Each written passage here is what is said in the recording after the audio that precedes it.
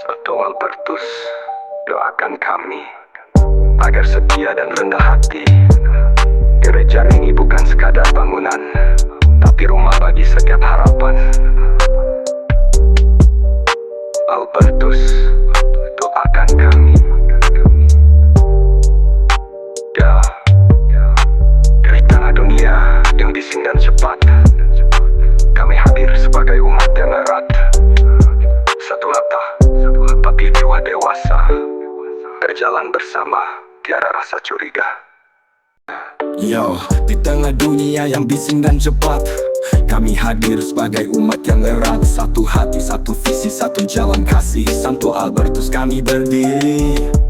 Kami paguyuban umat beriman parokial, perwujudan warga lingkungan paroki St. Albertus. Cintakan nyata, beriman teguh, jiwa dewasa, berjalan bersama, tiada rasa curiga. Iman Katolik kami dalami, tak cuma tahu tapi kami hayati.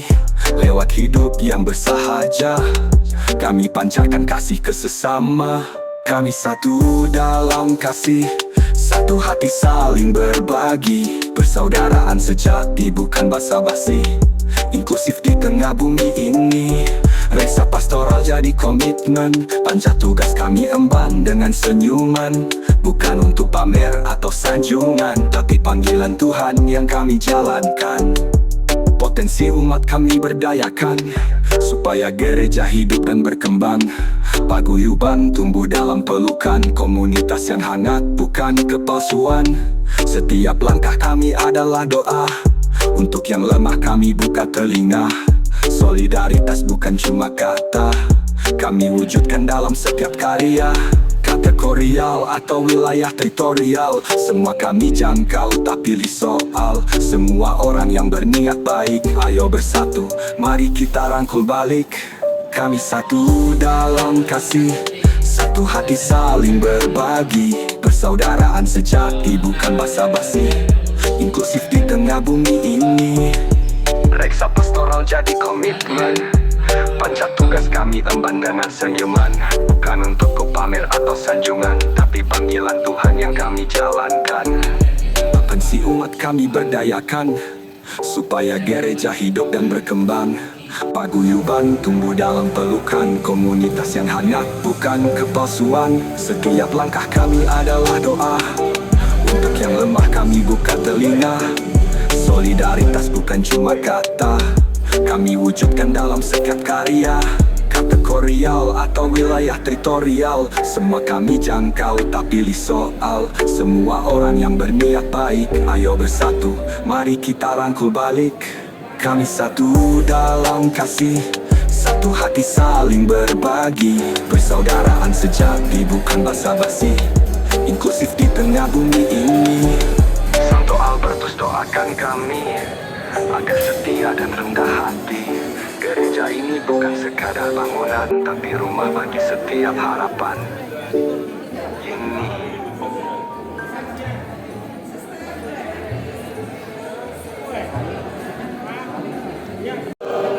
Selamat pagi Romo, Suster, Bapak, Ibu, Saudara-saudari terkasih. Luar biasa puji Tuhan hari ini di suasana Minggu yang syahdu.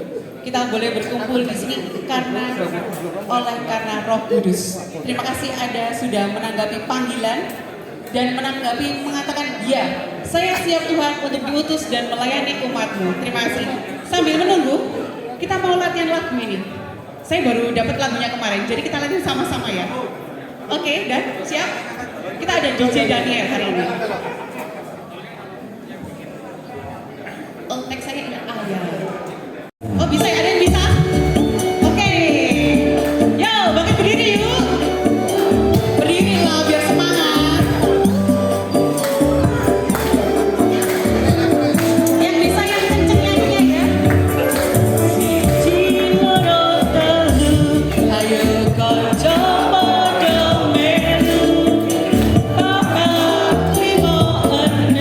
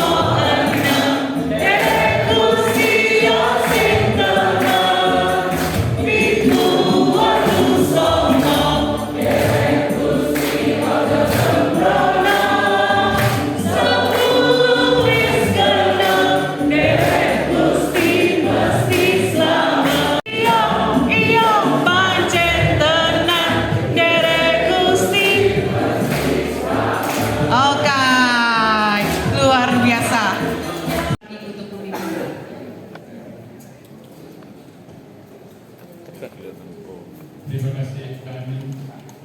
Romo, Bapak Ibu Suster, mari kita awali pertemuan kita yang indah kali ini di dalam pelayanan kita di paroki Tanten kita dengan mohon berkat Tuhan. Dalam nama Bapa dan Putra dan Roh Kudus, amin. Puji syukur Tuhan atas berkat rahmat penyertaan-Mu kepada kami semua. Kami akan belajar melayani Engkau lewat tugas kami sebagai Dewan Pastoral Harian, lewat ketua-ketua lingkungan, lewat BPGDA, dan juga lewat tugas-tugas lain yang ada di paroki ini. Kami akan mengawalinya dengan pembekalan yang akan disampaikan oleh Romo kita terkasih, Romo Alfonsus Catur Harso. Kiranya Engkau berkenan membuka hati kami agar sungguh-sungguh apa yang disampaikan beliau menjadi bekal di dalam pelayanan kami. Dengan rendah hati, dengan tulus hati, kami ikut serta dalam penggembalaan bersama para gembala di paroki ini, ikut serta menyelamatkan jiwa-jiwa yang ada di sekitar kita. Mohon penyertaan-Mu dari awal hingga akhir, sehingga apa yang kami terima ini menjadi pujian bagi kami di dalam belajar kami melayani Engkau, belajar bersama menuju Tuhan Yesus sendiri. Kami percayakan dari awal hingga akhir, dan kiranya itu menjadi kekuatan bagi kami nanti di dalam melayani di lingkungan di paroki. Kemuliaan kepada Bapa, Putra, dan Roh Kudus, seperti pada permulaan, sekarang, selalu, dan sepanjang segala abad. Amin. Santo Albertus de Trapani, Doakanlah kami. dalam nama Bapa, Putra, dan Roh Kudus. Amin. Dino, ya, kemudian Romo Anang, kemudian saya, kemudian Bu Mira, kemudian Pak Yoyo, Pak Teguh, di sana, kemudian Pak Eka, kemudian Pak Dirunimo Supri, Bapak Jarot, Bapak Gosali. Oh ya, terima kasih Pak Gosali, Pak Yosef, Pak Daniel Dedi, Pak Yohanes Supardi, Ibu Vincentia Angsoji, Ibu Renaldis Roro Krisanti Panjaling Tias. Terima kasih, bisa dilihat wajahnya, monggo berkenan menggah kembali. Kemudian yang kedua, dari DPH. Kami sudah berdiri sebenarnya Romo Ketua Umum DPP-nya, Bapak Yohanes Damascit Senus Dwi Suhartono. Dan saya, Pak Dedi Dismas izin sakit, kemudian Ibu Mira untuk untuk bendara 1, kemudian Ibu Maria Sisilia bendara 2, kemudian Bu Fred, Ibu Paulina Imelda 3, ya, wah ternyata sudah berdampingan saling belajar itu pasti ya. Kemudian Ibu Frederika Upit ini di Paguyuban, kemudian Bapak Rafael Dian Ardianto ini liturgi, Bapak Yohanes Vira Atmaja pewartaan, Ibu Agnes Mei Yanarikasari. Oh ini ya, ini juga belum lulus ini ya, masih harus N. Kemudian Bapak Yusuf Anang Wibisono, ini tugas lain di bidang kesaksian. Kemudian Bapak Yeremia Aryan Darmadi juga belum lulus ini ya, masih harus mengulang. Terima kasih, boleh Minta tolong. Nantu ada Pak Sutri Yodi Aldi Elisa, ada Pak Sutri Sunarto Wijaya, Ibu Aurora Fahmia, Pak Sutri Benediktus, dan Valeria Lilis, ya. Ada Bapak Valentino Arianto, Ibu Yoventia Priska, Bapak Benyamin Agung Gumelar, Ibu Anas. Oh, masih panjang. Lanjut dulu. Kemudian bidang pewartaan ini yang berjuang keras ini. Bapak Wiratmaja. Kemudian ada Suster Yoslinda Marta Ina. Ya, ini juga ya, belum lulus. Saya sebut namanya kalau salah, nanti mau dibetulkan sekalian. Santo Lukas, Ibu Francisca Wijayanti. Santo Petrus, Bapak Patut Petrus. Dibalik dulu ya, Bapak Patut Petrus atau Petrus Patut? Oh, sama saja. Lalu Santo Vincentius, Bapak Andreas Christian. Iya, terima kasih. Santo Yohanes Pemandi, Bapak Benedictus Andriawan. Santo Kristoforus, Ibu Adelia Georgina Kusumarina. Santo Francis Ularta Sri Susiani.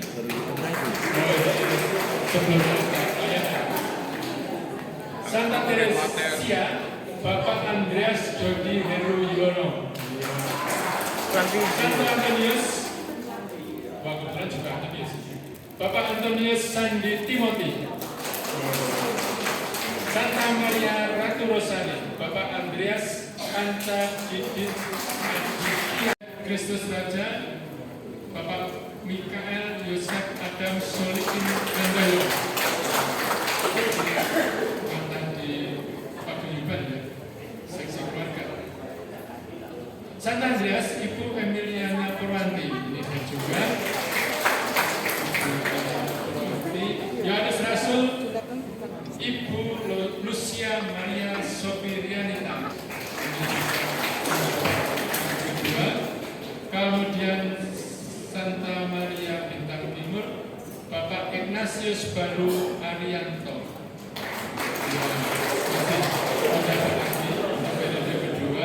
Kemudian Santo Matius, Bapak Antonius Eko Utomo, ini juga menjabat lagi yang kedua.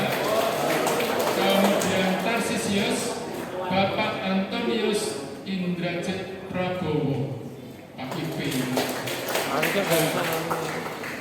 Kemudian Santo Agus Setiawan. Iya.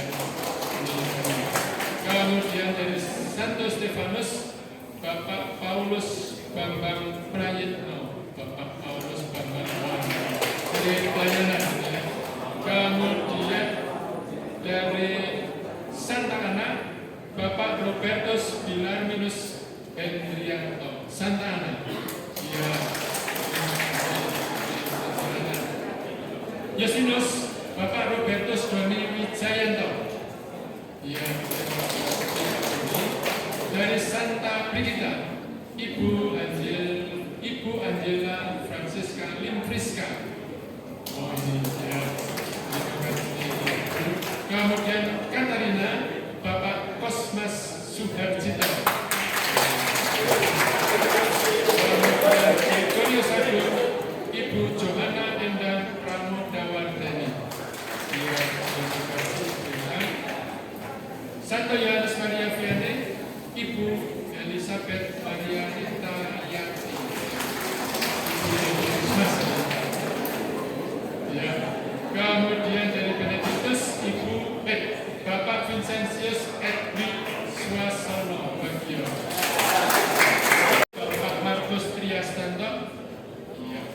Kemudian Aloysius Gonzaga, tetap Bapak Kristoforus Regi Utomo. Dari Bapak Valentino Arianto, ini Pak. Wah, Elizabeth, Bapak Ignatius Bagus Herdianto.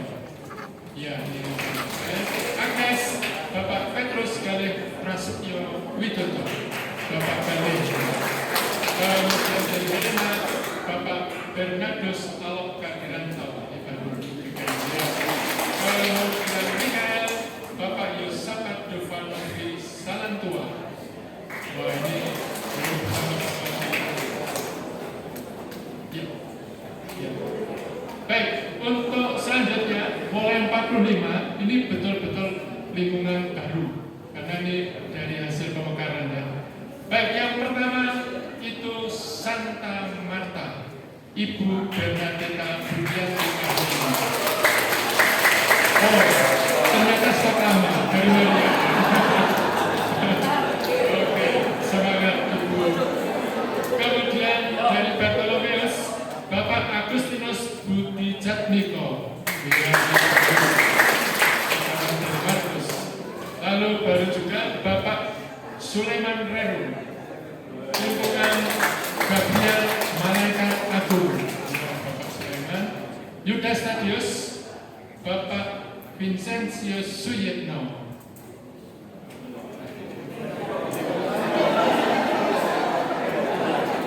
Oh, belum ada. Ya ini stok lama juga, ini mantan Ketua Lingkungan Yusuf ini ya. Kemudian dari Carolus Borimius, Bapak Albertus Sumardi. Bapak Mardi, oh diwakili, oh iya, Ibu Mardi.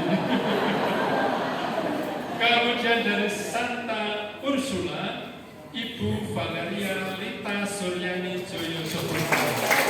Oh ternyata sama ini mantan juga ya, bukan mantan saya ya. Kemudian dari Teresia, Santa Teresia dari Kalkuta, Bapak Cornelius Widianto.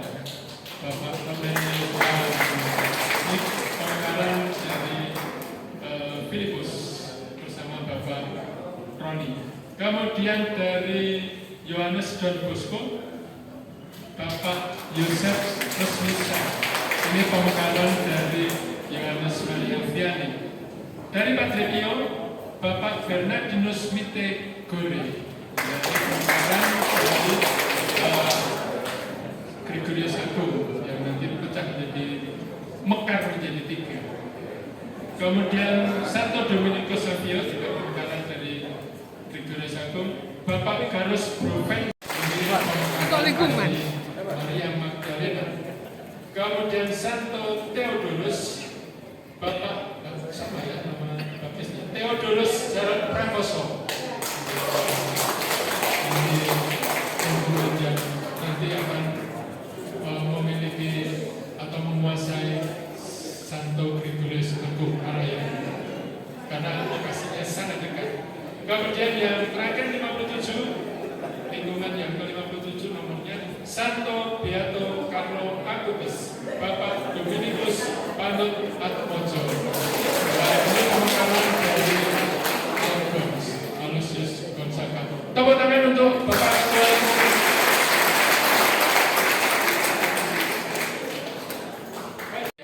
Di paroki kita ada 7. Monggo. Fajar Menyingsing, Regina Pacis, Stella Maris, Benteng Gading, Bejana Rohani, Stella Matutina, dan Mater Misericordia. Kemudian 1, 2, 3, 4. Oh, 5, 6. Yang dia 6, 1, 2, 3, 4, 5. Oh, di sana. Ya, terima kasih Mbak Batin. Kemudian wakil biara dari CDD, CJP. Oh, Orkat. Dari WKRI, Ibu Ursula Endah. Oh, ini. SSW Bapak tuh Kas Indra Proko. SSW. Oh, Kas. Kemudian relawan siaga Bapak Mikael.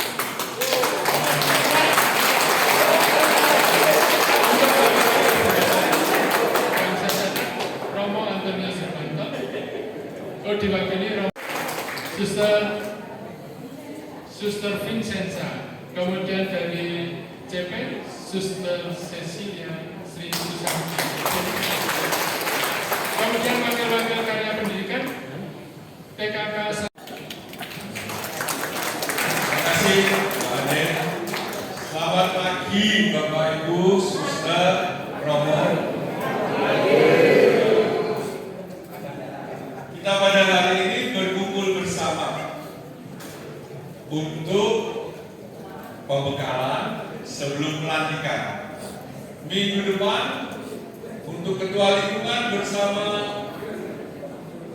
pengurusnya, ya, tanggal 12 dan 13 begitu.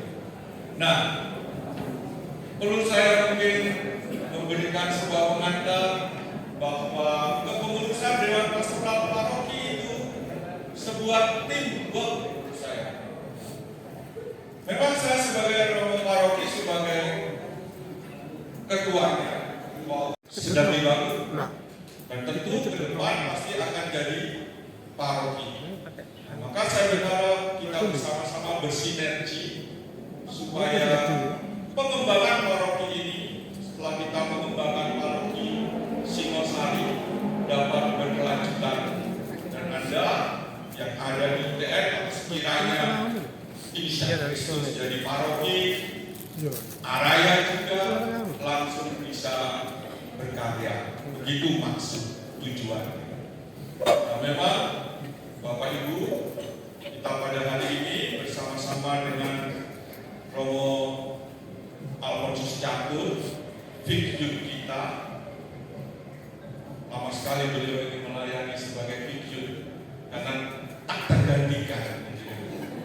Ya, Uskupan baru selesai satu romo 2-3 hari lalu, Romo Seno selesai ujian dan akan kembali nanti menemani Romo Catur untuk di bidang hukum gereja, begitu. Nah, terima kasih Romo Catur yang menyediakan diri untuk memberi pembekalan pada hari ini. Dan saya sungguh sangat gembira semua pimpinan biara yang ada, CIY, pimpinan komunitasnya, Suster Sumis juga pimpinan komunitas, Romo Andre ini dari kongregasi CDD ini juga wakil ya Romo ya, wakil provinsial CDD itu juga hadir. Nah, supaya kita bersinergi. Paroki ini tidak punya karya pendidikan. Karya pendidikan dikelola oleh Suster CIY dan CDD. Itu mengapa saya juga mengundang supaya kepala-kepala sekolah juga ikut terlibat. Kita bersama-sama melaksanakan perusahaan. Mari kita bersama-sama berproses pada hari ini. Terima kasih ya. Untuk membersihkan waktu biar tidak terlalu siang, siapa tahu nanti ada acara mau borong lagi ke Hartono. Jadi kami persilakan kepada Romo Anam, moderator kita pada siang ini. Kami silakan Romo Anam. Selamat siang para Romo, Suster, Bapak Ibu sekalian. Pada siang hari ini kita bersama-sama akan memasuki materi yang bertemakan menghidupi Gereja Konsili Vatikan kedua dan Gereja Sinodal.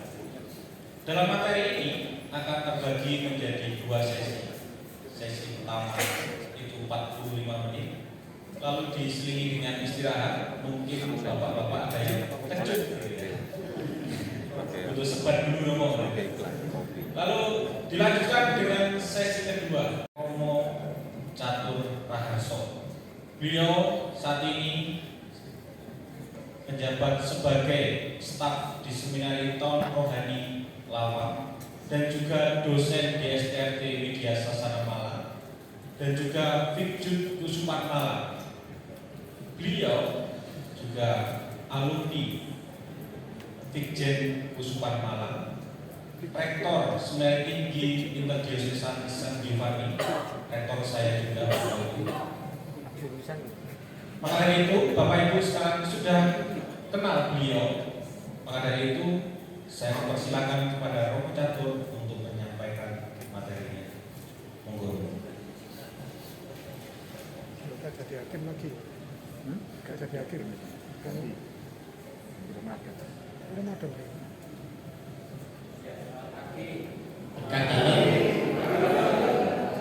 Ini tadi ada insiden kecil besar. Saya membawa air dalam flash disk, belum sempat kopi di sana. Saya mau kopi di sini. Nah, yang ketutul itu delete kan? Karena C dan D itu kan kedudukan ya, kopi dan delete. Nah ini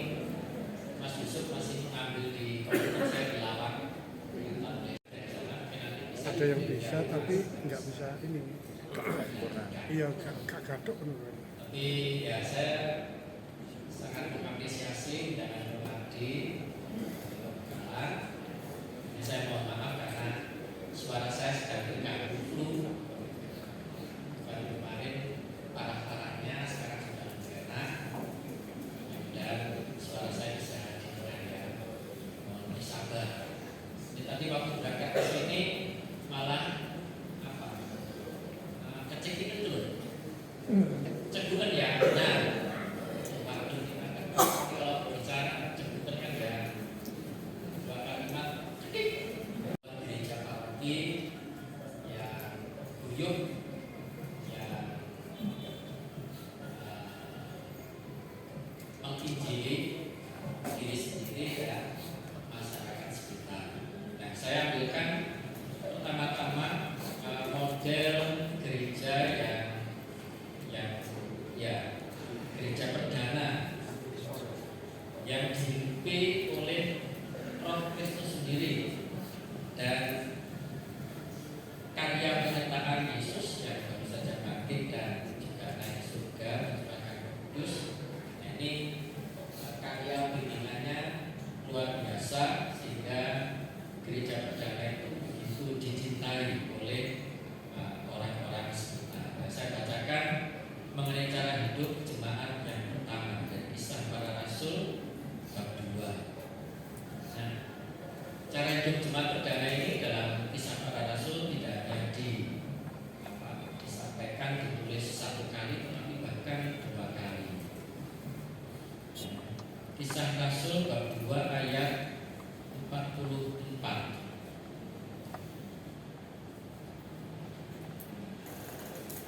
Semua orang yang percaya tetap bersatu dan semua milik mereka adalah milik bersama. Dan selalu ada dari mereka yang menjual harta miliknya lalu membagi-bagikannya kepada semua orang sesuai dengan keperluan masing-masing. Dengan bertekun dan sehati mereka berkumpul tiap-tiap hari di dalam bait Allah. Mereka memecahkan roti di rumah masing-masing secara bergiliran dan makan bersama-sama dengan gembira dan tulus hati sambil memuji Allah, dan mereka disukai semua orang. Tiap-tiap hari Tuhan menambah jumlah mereka dengan orang yang diselamatkan. Lalu secara singkat cara hidup jemaat juga diuraikan atau diceritakan dalam bab 4 ayat 32. Menghemat waktu. Jadi dari cara hidup gereja perdana kita menarik 5 cara hidup, cara ada gereja kita sekarang ini. Jadi ada 5 ways of life gereja Kristiani. Yang pertama adalah menghidupi liturgi atau peribadatan. Dalam bahasa Latin liturgia. Ini yang paling pertama dalam urutan saja ya, bukan soal pentingnya. 5 cara hidup itu semuanya penting. Tapi liturgi kita tempatkan di urutan pertama itu karena kegiatan gereja itu paling banyak dilakukan dalam liturgi ya kan? Sampai kegiatan itu harian bisa dia kan ada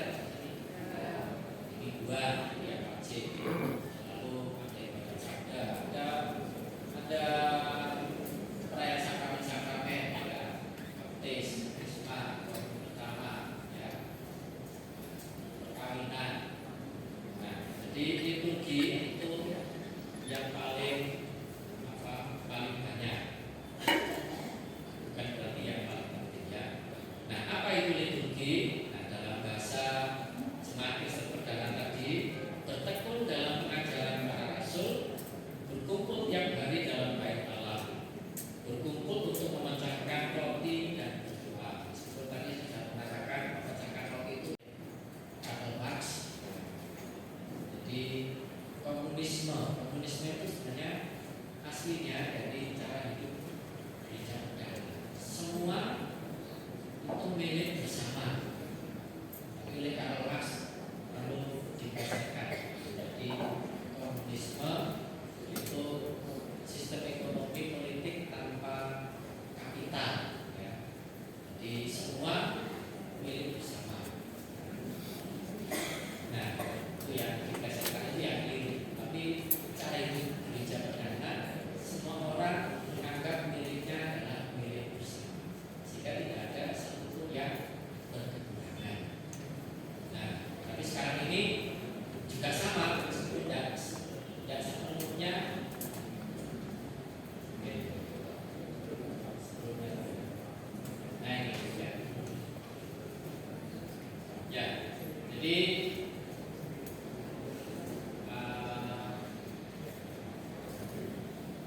pelayanan ya, segala sesuatu adalah punya bersama. Nah, sekarang ini tentu saja yang akibat sistem ekonomi, sistem politik dan juga memformat cara hidup kita, tidak mungkin lah ya, barang-barang kita juga pernah dengan dia, tapi itu tidak wajib, ya, itu sukarela. Kalau diwajibkan, itu malah gereja kita itu akan kekurangan anggota. Ya. Kalau gereja Kristen itu ada persepuluhan sudah ya, mungkin antara sukarela dan tidak sukarela ya. Apalagi kalau kata milik menjadi milik bersama dan tidak ada seorang pun yang berkekurangan, lalu disukai semua orang sehingga Tuhan menambah jumlah mereka setiap hari. Nah, itulah panca tugas gereja atau 5 ways of life gereja. Sekarang kita lihat bagaimana membangun paroki menurut visi dan misi kecukupan malam. Nah, kita lihat paroki itu apa, paroki itu siapa. Pertama-tama paroki itu adalah umat beriman, ya, umat beriman. Komunitas umat beriman Kristiani tertentu, ya, BB berbeda dengan Ijen, BB berbeda dengan Kesatria, BB berbeda dengan Rentangan. Jadi tertentu, ya, dan tertentunya ini apa? Menurut kriteria teritorialitas, ya, sehingga paroki itu ada batas-batasnya. Bagi Anda, ya, jangan minta romo ijen, ya, itu bukan gembala Anda sendiri. Romo ijen, pastor paroki ijen itu adalah gembalanya sendiri bagi umat paroki ijen. Ya. Jadi ya boleh saja Anda itu jajan Ekaristi. Tempat paling utama bagi Anda semua, di mana pastor dan umat melaksanakan tugas Kristus.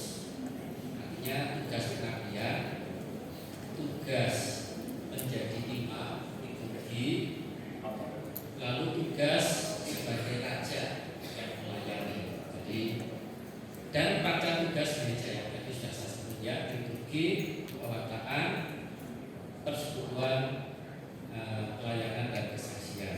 Ya. Juga tempat paling utama dan pertama mendorong dan melatih seluruh anggotanya untuk menjadi pewarta Injil atau evangelizer. Nah, ini yang dituntut oleh gereja sekarang, oleh Paus Fransiskus terutama ya, bahwa setiap orang itu harus menjadi pewarta Injil. Nah, yang nomor 3, paroki tidak boleh menjadi struktur yang mati, yang sekadar mengamankan cara-cara pastoral yang lama atau tradisional.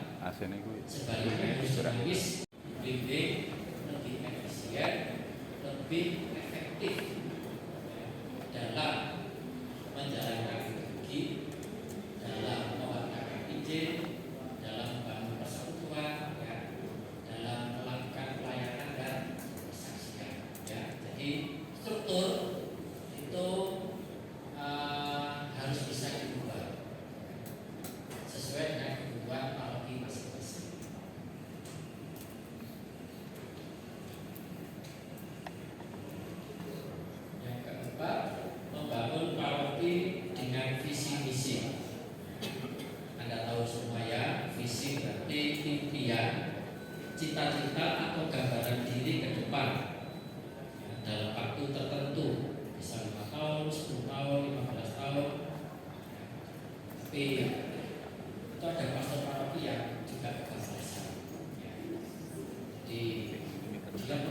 bahwa di paroki itu dia akan menugaskan punya concern terhadap pewartaan Injil.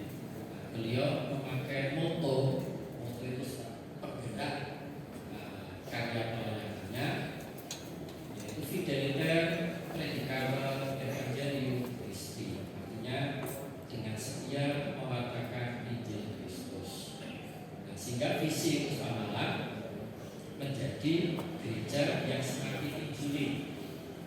Berarti kita sendiri akrab dengan kitab suci, diresapi cari kita oleh kitab suci, lalu cari kita juga menjadi menarik banyak orang karena selaras dengan nilai-nilai Injil. Nah, latihan dan upaya secara berjenjang dan progresif untuk mewujudkan dan mencapai misi, mencapai visi. Jadi rangkaian kegiatan yang terstruktur. Nah, sekarang mari kita lihat untuk panca tugas gereja, membangun paroki di bidang liturgi peribadatan. Kalau di gereja Kristen perdana itu mereka berkumpul untuk mendengarkan pengajaran para rasul. Nah, bidang pewartaan, ini bidang peribadatan ya, mereka berkumpul untuk memecah-mecah roti yang sekarang itu diterjemahkan dalam bahasa gereja sekarang. Untuk panca tugas gereja adalah Ekaristi. Ekaristi itu sakramen paling agung dan dari mana semua sakramen itu mengalir dan bermuara. Nah, liturgi itu di sini saya kutipkan apa yang sudah menjadi ketetapan Puspa Malang dalam pedoman pastoral Puspa Malang tahun 2020-2032. Jadi saya berikan dari sini karena ini sudah akan kerja keras kita bersama dulu sebelum musyawarah pastoral tahun 2018-2019. Mohon jangan ditinggalkan. Karena ini penataan gereja itu harus tidak berlebihan sehingga malah mengganggu konsentrasi, tapi juga tidak terlalu miskin, yang mengurangi masa peribadatan kita, secara berkelanjutan bagi semua umat beriman melalui penyediaan sarana dan prasarana liturgis, koordinasi sinergis seksi liturgi mulai dari paroki sampai wilayah atau lingkungan stasi, serta pembinaan petugas liturgi. Saya kira ini juga seperti yang tadi saya katakan, pembinaan liturgi itu dan kehidupan liturgi itu yang paling banyak di dalam gereja kita, karena ini pekerjaan harian. Nah, jadi apakah prasarana liturgis itu sudah mencukupi? Saya kira ini juga sudah menjadi sudah menjadi hal umum di dalam setiap pakarnya. Saya katakan misi itu merupakan salah satu karakteristik gereja. Ini dari dokumen gereja sebagai sinode, gereja sinode. Jadi misi itu merupakan satu ciri khas gereja sinode, karena gereja ada untuk mewartakan Injil, tidak ada tujuan lain. Gereja itu ada untuk mewartakan Injil. Kita tidak pernah boleh berpusat pada diri kita sendiri. Nah, ini bedanya dengan gereja sinode. Misi gereja menuntut seluruh umat Allah berjalan bersama, di mana setiap anggota memainkan peranan yang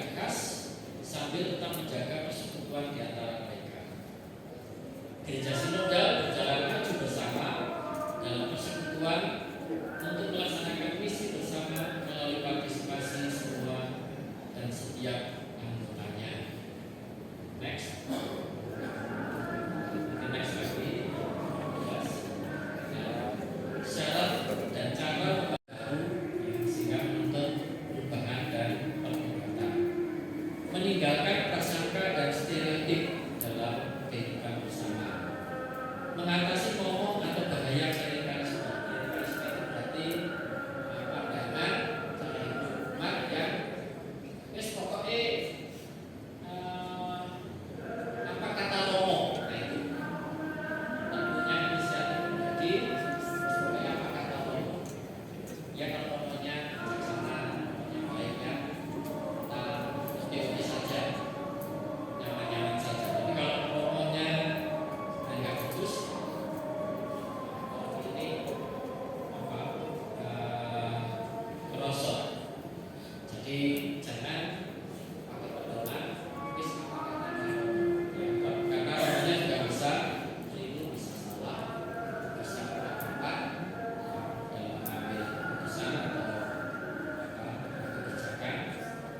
Mengatasi virus self-sufficiency, merasa diri berkecukupan, nggak butuh orang lain, bisa ngatur diri, nggak perlu orang lain. Ini bahaya untuk membangun persekutuan, ya, gereja sinodal dengan persekutuan.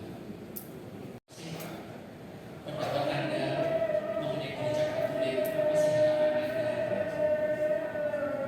Bidang pelayanan, mengembangkan kepedulian dan upaya solidaritas antar umat di bidang sosial, ekonomi, pendidikan, kesehatan, kerohanian, dan teknologi dalam kerjasama dengan berbagai lembaga pelayanan gereja dan masyarakat lainnya, lintas masyarakat. Nah, saya beri catatan tambahan di situ. Harta benda gerejawi ditujukan bagi pelaksanaan karya amal kasih. Ini kaitannya dengan BPGDA yang mengurusi aset dan keuangan finansial. Harta benda gerejawi ditujukan bagi pelaksanaan karya amal kasih. Bidang kesaksian, meningkatkan militansi umat. Romo tidak bisa masuk di dunia politik. Nah, siapa yang masuk ke sana? Yang awal. Romo terbatas untuk terlibat Ya, di Romo dalam kehidupan. Terus akan nulis suspensi dari tugas sebagai imam. Nanti dilihat kalau sudah selesai jadi wali kota, apakah mau kembali jadi imam. Nanti kalau layak jadi imam lagi ya suspensinya dicabut. Tapi kalau Romo Boleh ya. ya karena bergelut di bidang politik, lalu kawin dengan seseorang ya tidak bisa lagi kembali menjadi imam, sudah suspensi tetap atau dikeluarkan dari imam. Itu ya, maka yang mendalami dunia itu ya apa? Jangan memaksa imam masuk ke sana ya. Jadi di sini peran mutlak awam itu yaitu di mana di tempat dan situasi di mana Kristus hanya bisa dikenal melalui apa? Kesaksian melalui kata. Saya ini tidak membuat Anda semakin cium untuk melayani, tapi semakin melayani dengan lebih baik. Jadi bahan bisa dibaca sendiri lagi ya.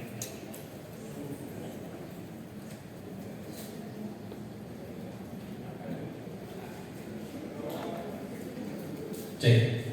Para Romo dan Bapak Ibu sekalian, sekarang waktunya break. Ada waktu 10 menit untuk ke kamar kecil atau lain sebagainya. Nanti ketika sudah 10 menit, silakan kembali di sini. Jangan pulang dulu karena masih ada satu sesi ya. Silakan, monggo.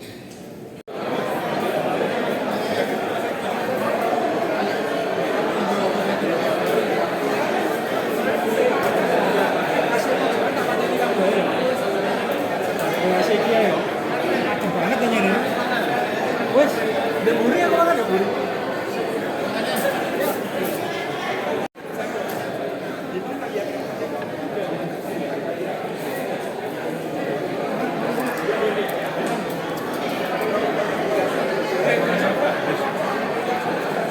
Kenal kami yang berdosa ini, sekarang dan waktu kami mati. Amin. Doakanlah kami ya Santa Bunda Allah, Supaya kami dapat menikmati janji Kristus. ya Allah, karena kabar malaikat Kami mengetahui bahwa Yesus Kristus Yesus putramu menjadi manusia, curahkanlah rahmat-Mu ke dalam hati kami, supaya karena sengsara dan salibnya, kami dibawa kepada kebangkitan yang mulia, sebab Dialah Tuhan dan pengantara kami. Amin. Amin. Bukan sebagai wakil umat Tuhan, tapi berdasarkan jabatannya. Mengambil bagian dalam masa pastoral paroki. Nah, siapa saja pastor rekan, ya, itu otomatis masuk dalam dewan pastoral paroki, bukan sebagai wakil umat beriman. Pastor kelompok kategoria, sini Romo Timo adalah juga pastor mahasiswa, ya, yaitu pastor untuk kelompok kategoria, yaitu juga masuk dalam pastoral paroki. Diakon dan asisten imam, jadi bukan sebagai wakil umat, tapi ya diakon sebagai diakon, sebagai asisten imam, karena mereka inilah yang juga mengerjakan pesan pastoral umat beriman. Nah, lalu maksud tujuannya DPP adalah mengembangkan kegiatan dan pelayanan pastoral dan bertanggung mengenai apa yang perlu dan bermanfaat untuk kehidupan pergembala dan kegiatan pastoral paroki melalui para tugas gereja. DPP di mana-mana sebagian besar itu ada pleno, ada KIP, ada yang pleno ini merumuskan visi dan misi paroki, ya, nanti dinamakannya seperti apa, saling berkaitan, maka ada anggota dewan pastoral paroki yang otomatis atau menjadi anggota PPDA, dan ada timbal balik, gitu ya. Nah, terutama pastor paroki itu ketua DPP dan juga ketua DPDA, ya. Karena DPDA itu tidak mengelola keuangan aset paroki demi uang dan aset paroki itu sendiri, tapi uang itu, aset itu diperuntukkan bagi penyelenggaraan ibadah ilahi, berarti kaitannya dengan liturgi, kebutuhan liturgi, ya. Dan ada anggota BPDA yang juga mengetahui reksa pastoral paroki, maka memang itu tadi ada anggota yang masuk di sini dan masuk di sana, supaya tidak bekerja sendiri-sendiri. Nah, bidang kerja dan pelayanan.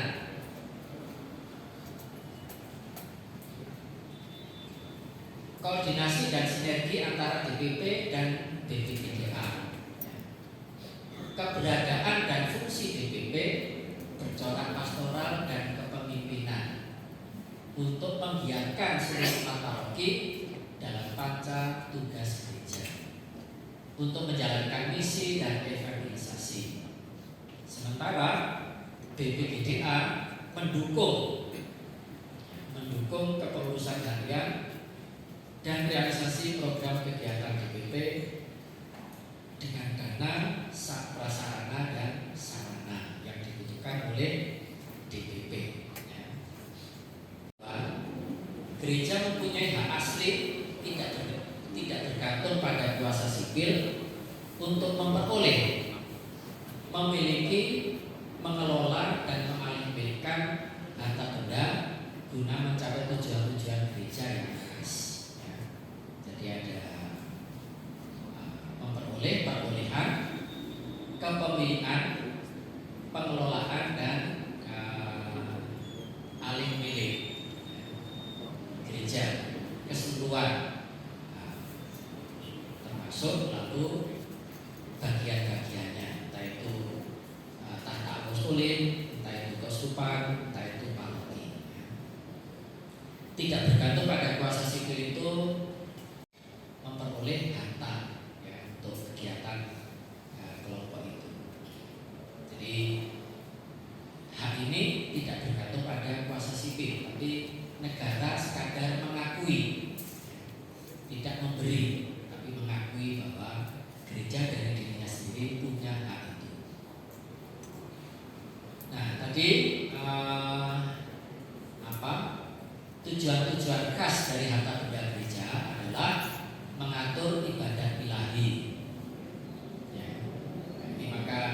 liturgi itu yang paling banyak, mulai dari prasarana, sarana sampai pembinaan. Ya.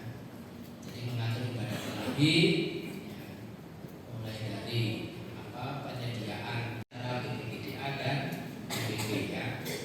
Nah, kaitannya di mana dan atas dasar apa. Ya. Nah, DPP entah pleno, inti atau harian, kita tadi sudah memahami bahwa sifatnya itu pastoral, pelayanan pastoral, membantu penggembalaan pastoral umat beriman, pastor paroki ya. Lalu kegiatan-kegiatannya itu adalah Tritugas Kristus, pengajaran, pengurusan, penggembalaan, lalu pacar tugas gereja, liturgi, pewartaan, persekutuan, pelayanan, kesaksian. Inilah bidang pelayanan DPP.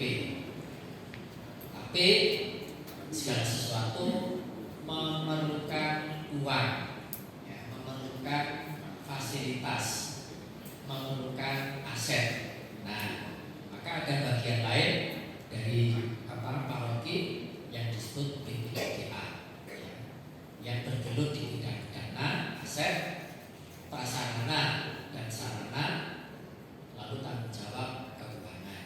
Ya. Jadi ini tugasnya.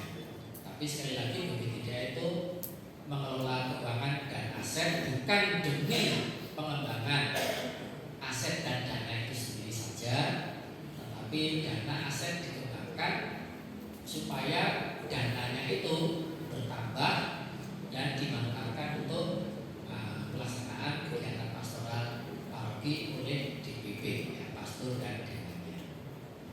Lihat dalam bentuk segitiga antara umat paroki secara keseluruhan, DPP dan BPGDA, itu penjelasannya seperti ini ya. Baik DPP maupun BPGDA sama-sama merupakan organ yang menghidupkan dan mengembangkan kehidupan gereja di paroki. Jadi DPP, BPGDA melayani umat paroki supaya hidup, berkembang, menginjili, mewarta, melayani, dan menjadi saksi yang ada. Baik DPP maupun BPGDA sama-sama mengabdi dan melayani umat paroki. Baik DPP maupun BPGDA bergantung pada umat paroki, ya, karena anggotanya adalah sekaligus tenun ya. Jadi ini kiamat kalau BPGDA itu berurusan dengan umat paroki. Itu tidak akan dapat uang. Next, fungsi dan tanggung jawab. Oh ya, tadi saya lupa jelaskan kalau Dewan Pastoral Paroki tadi kan bergantung pada penilaian dan keputusan uskup ya kan. Kanon 537 tadi tidak ada frase menurut penilaian uskup desa. Langsung hendaknya di setiap paroki dibentuk ya, Dewan Keuangan Paroki. Itu berarti apa? Dewan Keuangan Paroki itu harus ada. Tidak menunggu uskupnya menilai dan memutuskan berguna atau bermanfaat. Tidak, harus ada ya. Jadi karena menyangkut soal keuangan itu mau tidak mau harus ada lembaga badan yang mengelola dan mempertanggungjawabkan ya. Sehingga tidak pernah ada BPGDA yang dibukukan dipecat nanti tahu yang mengelola siapa, rekeningnya atas nama siapa, sudah tidak bisa dipakai lagi gitu ya. Kerja pelaksanaan tugas dan tanggung jawab diatur dan mengikuti undang-undang universal dan undang-undang partikular. Sudah ya tadi ya. Untuk undang-undang universal itu memakai pedoman ini ya, dan pedoman keuangan keuskupan paroki itu juga mengacu di sini. Ya, tidak boleh melampaui atau melanggar norma-norma yang berlaku umum di seluruh dunia. Jadi ada buku 5 dari 7 buku di sini itu mengacu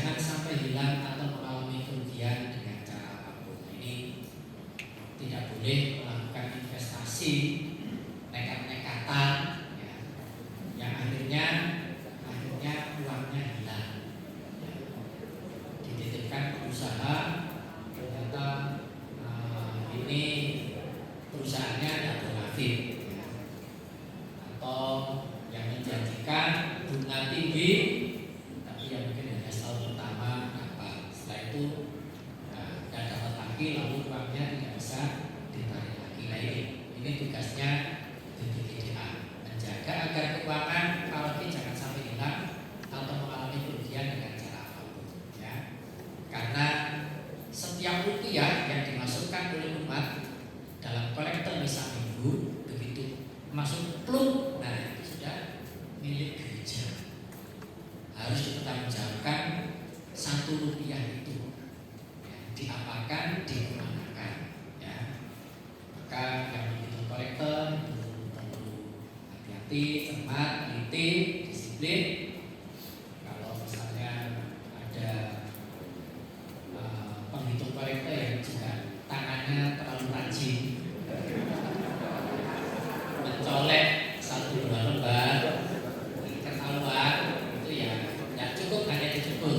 Sekarang paroki memasang CCTV. Tidak ada lembaga yang terpisah dan memisahkan diri dari yang lain di dalam gereja ya.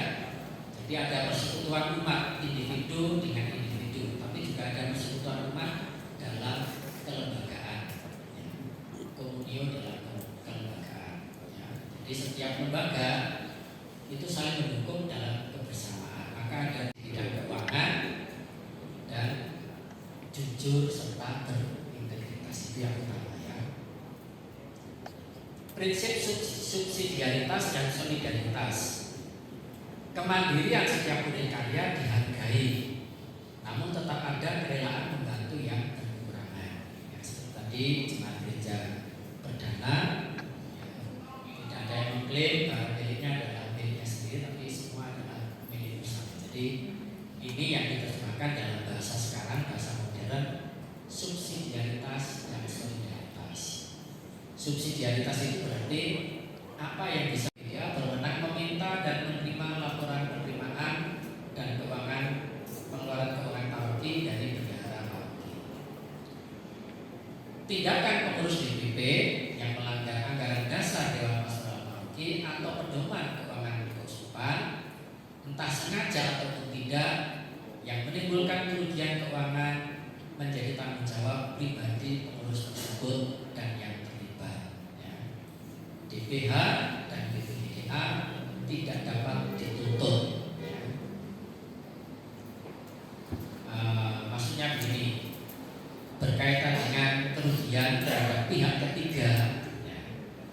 Nah ini yang menjadi tanggung jawab pribadi anggota DPP atau BPKDA yang bersangkutan. Mungkin secara internal gereja sudah diampuni, ya, tidak dituntut ganti rugi misalnya. Mungkin juga kasihan kalau diminta ganti rugi ya. Apalagi ini hanya kekeliruan investasi atau pengelolaan, bukan karena kesalahannya sendiri, ya sudah secara internal barangkali diampuni oleh paroki, tapi pertanggungjawaban terhadap pihak ketiga ini dari pribadi DPP atau BPKDA ya. Bendahara bersama dengan pengurus DPP dan BPKDA bertugas dan bertanggung jawab atas reksa pastoral sehari-hari dan mengurus harta benda paroki. Apabila dipandang perlu, bisa diusulkan agar ada bendahara lain. Nah, sumber dana paroki dari mana? Ini saya kutipkan lagi dari kitab buku kanonik ya. Dan ini juga bentuk sinodalitas gereja ya. Bersinode dalam karya pemataan, bersinode dalam bidang persekutuan, bersinode dalam bidang pewartaan, kesaksian pelayanan, dan bersinode juga dalam kebutuhan-kebutuhan gereja. Umat beriman hendaknya mendukung gereja dengan bantuan-bantuan yang diminta dan menurut norma-norma yang dikeluarkan oleh konferensi parosko, misalnya level nasional dan level internasional. Misalnya level nasional itu misalnya aksi kuasa pembangunan, hari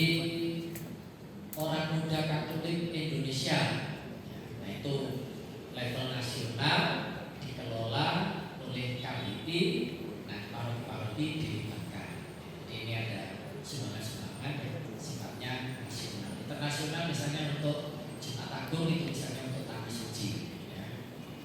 Atau untuk karya kepausan, ya, karya kepausan. Uskup Yesus seharusnya sudah mendengarkan Dewan Keuangan dan Dewan Imam Uskupan berhak mewajibkan untuk membayar pajak terhadap badan-badan hukum publik yang menjadi subjek pemerintahnya antara paroki sepadan dengan penghasilan mereka.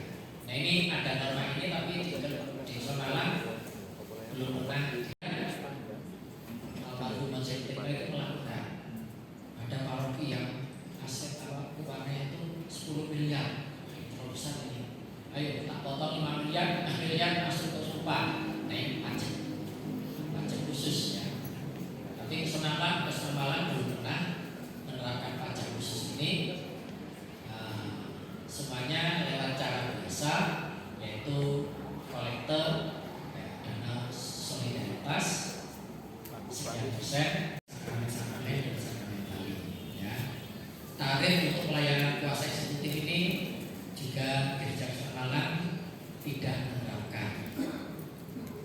Misalnya gini, yang dimaksud poin 1 ini, kalau misalnya Anda minta dispensasi untuk sumpah untuk kawin campur beda agama, seperti Anda di kelurahan dibuatkan surat dispensasi, ongkos pembuatannya 50.000, itulah tarif untuk pelayanan kuasa eksekutif, ya.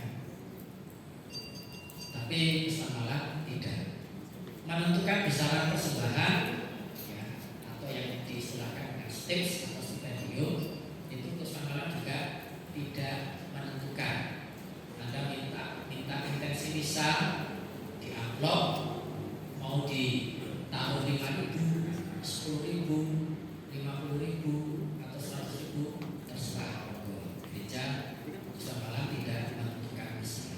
Itu semua masuk aset paroki ya, atau pastoral paroki atau DPP.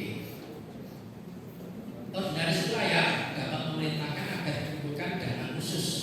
Ini ngemis-ngemis terus di gereja ya, ya. Tarikan dana khusus dikenakan pada sebuah gereja dan ruang doa, juga yang menjadi milik tarekat religius yang de facto biasa terbuka bagi umat beragama Kristen. Nah, di sini ada kapel Santo Yusuf yang Bapak ini. Nah itu kan, ini kan ruang doa, mungkin juga ruang doa publik ya, yang biasa didatangi oleh umat beriman, para pembimbing untuk mengadakan misa-misa. Nah itu juga bisa dikenai ini sumbangan khusus tadi.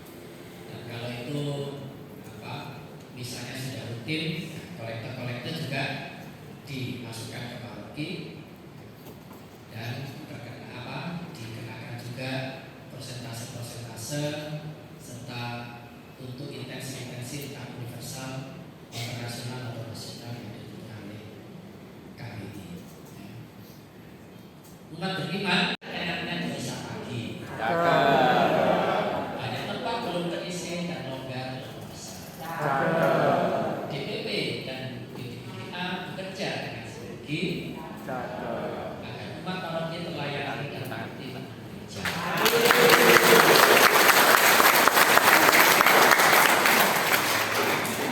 Terima kasih Romo Catur atas materinya yang luar biasa. Hingga pada nantinya tentu saja dalam pengurusan bisa melangkah bersama-sama.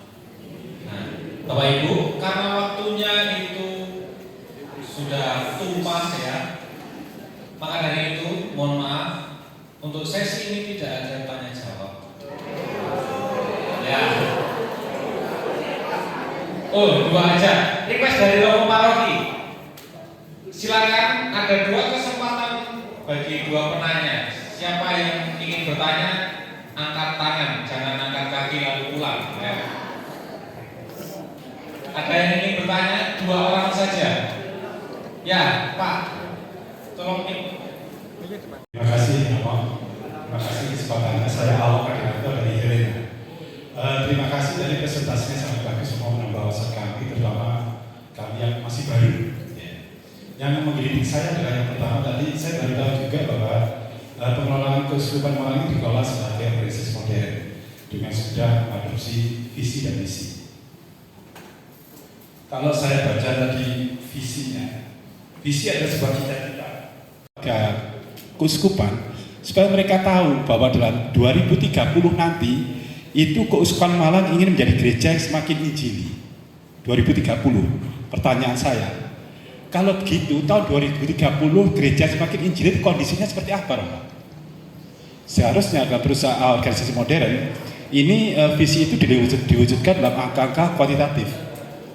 Misalkan kalau perusahaan asetnya berapa tahun 2030, kemudian dia jaringannya di mana. Nah barangkali ini bisa di-share, Romo. Saya ingin dengar juga apa sih yang disebut dengan gereja semakin injili itu? Apa angkanya kayak gimana? Mungkin jumlah umat atau apa lagi gitu. Itu yang pertama. Yang kedua, pertanyaan saya, ini sudah berlangsung 5 tahun sejak 2020. Saya ingin mungkin bisa sampaikan, evaluasinya gimana? Apa sudah semakin injili atau semakin tidak injili atau gimana?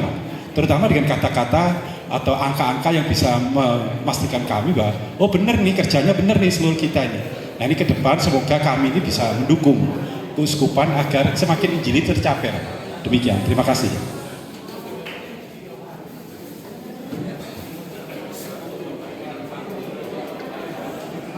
Baik, Romo Catur, monggo. Ya, terima kasih pertanyaannya. Memang visi ini abstrak ya. Tapi kalau menjadi gereja yang injili, ya, itu kan berarti cara hidup.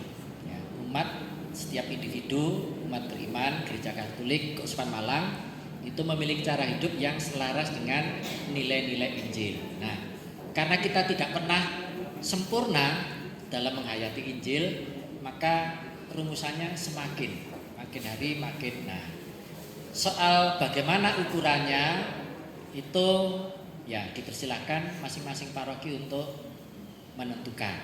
Ya, nah, ya semakin Injili itu misalnya apa? Misalnya apa?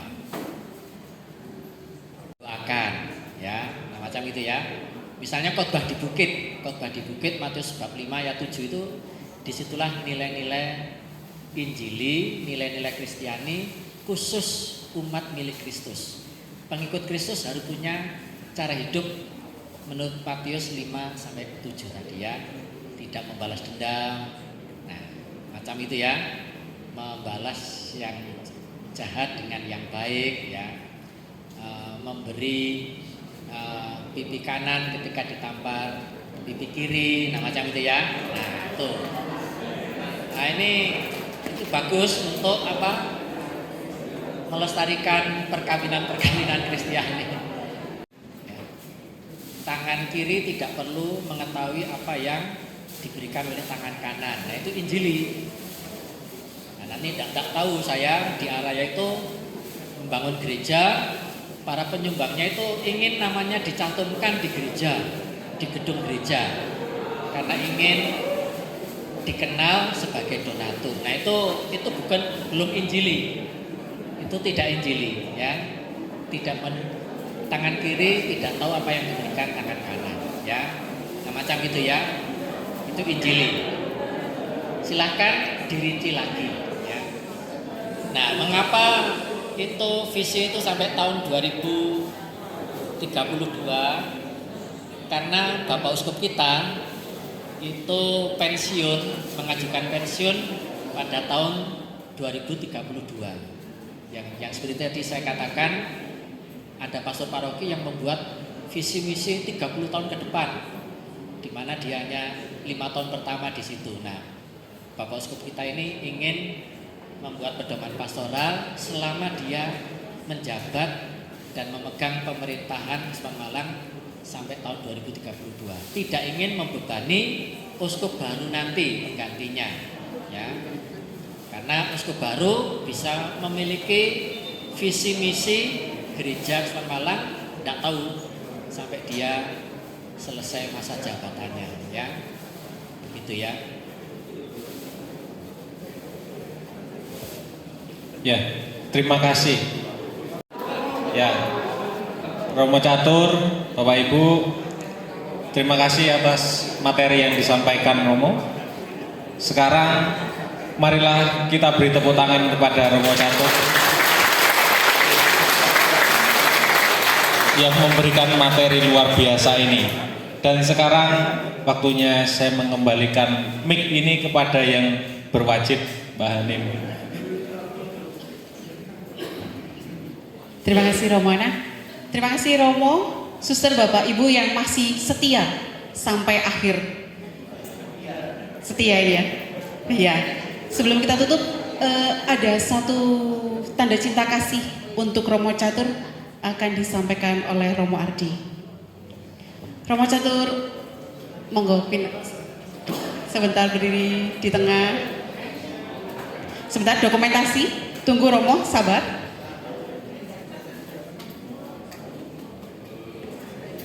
Terima kasih atas waktu dan ilmu yang diberikan kepada kami. Terima kasih Romo Catur, sehat selalu. Pak Ardi silakan, Pak Ardi. Monggo Pak Ardi. Boleh tepuk tangan dulu untuk para pujangga gereja. Kami silakan dari Pak Hardi dulu. Ya.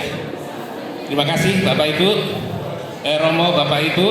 Saya tadi ada ini barangkali yang terpenting, yaitu paroki tidak boleh menjadi struktur yang mati, yang sekedar mengutamakan cara-cara pastoral yang lama atau tradisional, namun harus dinamis demi evangelisasi baru. Evangelisasi baru ini saya teringat apa yang disampaikan oleh Paus Yohanes Paul kedua. Ada dua cara, yaitu min atau cara atau sarana. Yang kedua adalah tujuan akhir. Tujuan akhir inilah yang menyatukan kita sehingga kita menjadi satu kesatuan. Dan dengan dua cara ini diharapkan mengubah manusia dan budayanya menjadi hidup yang lebih baik. Terima kasih. Berkat Tuhan. Terima kasih, saya bingung tadi mau ngomong apa. Karena ini tugasnya DPP adalah membantu reksa pastoral Romo Paroki, maka iso dilakoni, nggak iso ayo direwangi. Siap, Iya, saya menutup dengan pantun saja. Undangan pembekalan pengurus dewan.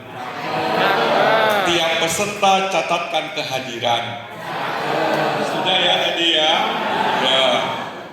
Upayakan sungguh karya pelayanan supaya umat makin tergembalakan. Amin. Terima kasih. Monggo Binara. Terima kasih banyak Romo. Dan tak lupa kami ucapkan kepada tim panitia yang sudah menyiapkan. Terima kasih pada DPP Lambi. Semangat melayani Tuhan untuk 3 tahun ke depan. Pengumuman untuk Ketua Lingkungan diingatkan Sabtu minggu depan ada pembekalan untuk pengurus lingkungan. Jangan lupa untuk kloter pertama dan kloter kedua. Jadi Sabtu jam 5 sore sampai jam 8. Di lantai 3. Oh belum, di aula kalau nggak salah. Di aula ya Pak Agus Mardi ya tempatnya. Bertempat di di lantai 3, siap. Di lantai 3. Jadi ada kloter 1 hari Sabtu jam 5. Ini baterainya. Yang saya udah habis makan. Enggak usah. Ayo. Terima kasih banyak atas partisipasi Anda sekalian. Tetap semangat melayani. Tepuk tangan untuk Anda sekalian dengan semangat bahwa 3 tahun ke depan kita akan tetap menjadi pelayan Tuhan dengan semangat dan sehat. Kita tutup dengan doa penutup dan berkat nanti dari Romo. Minta tolong Romo Tino untuk menutup dengan doa.